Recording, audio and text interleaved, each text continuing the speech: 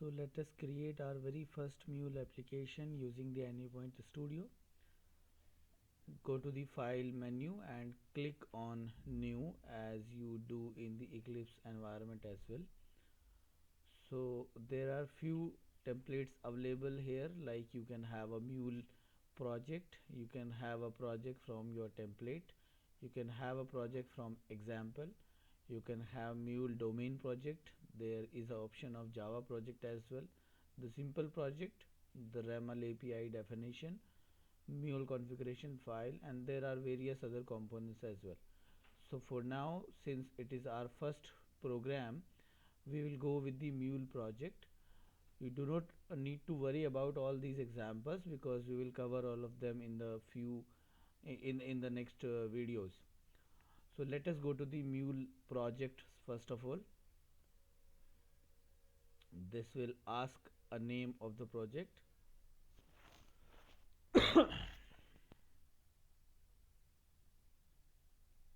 Yeah, so this will ask a name of the project. So let us say Mule first application.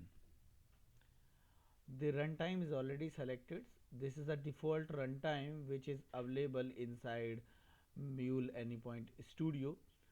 So the runtime here is 4.1.4 EE. There are more runtimes as well. We will talk about the runtime environments or the Mule runtimes in the later sections of this course. So for now, let us use the default location as per our workspace. You can change your location as well. If you click on default location, then it will create a project into the default location which we have selected as a workspace in our system. Click on finish and this will create your first Mule application on the go. This will take some time to build and set up the first Mule application, or the Mule project contains many sub components which we will describe later. So yes, the project is created and is available in the package Explorer. You can open the Mule first application project and it will show you all the components which are available in this project. So I'll describe all the components one by one so that you are really familiar with the Mule application structure. So I'm opening this tree of Mule first application. So the very first folder here is the src folder, which contains main and Mule folder inside it. There is a Mule first application.xml file. You can select the configuration XML and here you will be able to see that you have some kind of a schema validation XML already present in this file. There is a second component which is src main java, which is the container for all the Java related code. So for example, if you would like to write a Java class inside a Mule application and want to use that, you need to put that class in src main java. Then there is a src main resources. Here you can configure your logs. The log4j configuration is by default available in Mule 4 applications. You can set up the path from here. There is the API folder, API package which can be used to save your API resources, for example the property files.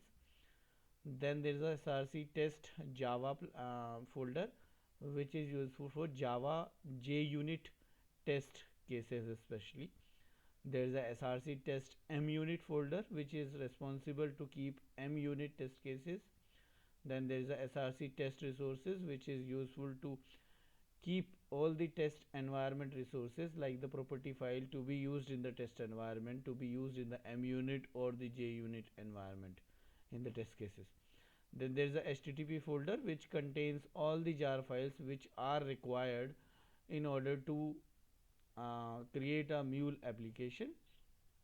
And then there is a JRE system library. As I already mentioned, we need to have the Java system library which is already available here. The Java runtime environment system library is here. We are we are using JDK 1.8 here. There is a Mule server which is by default inbuilt available in Endpoint Studio, which is Mule server 4.1.4 EE, which is the enterprise uh, edition of Mule server. Then there is a sockets folder which contains all the libraries which are related to the socket communication, which we will talk about in the later sections of this course. There is a src folder which contains main and test. I have already explained this folder here. There is a target folder which will keep all the classes or all the compiled code once we complete our application. Then there is a mule artifact.json file which is available here to understand which is the mule version and all this information, which is the metadata information which can be ignored right now. This is not useful as of now. There's a pom.xml which defines all the libraries or the dependencies which needs to be available in the system. So there is a few dependencies which are already available, which are really required in every Mule application. So this is the overview of the first Mule application. Next in the next video we will talk about, we will add few APIs in this application, and we'll talk about how to deploy and design those APIs on the go. Thank you.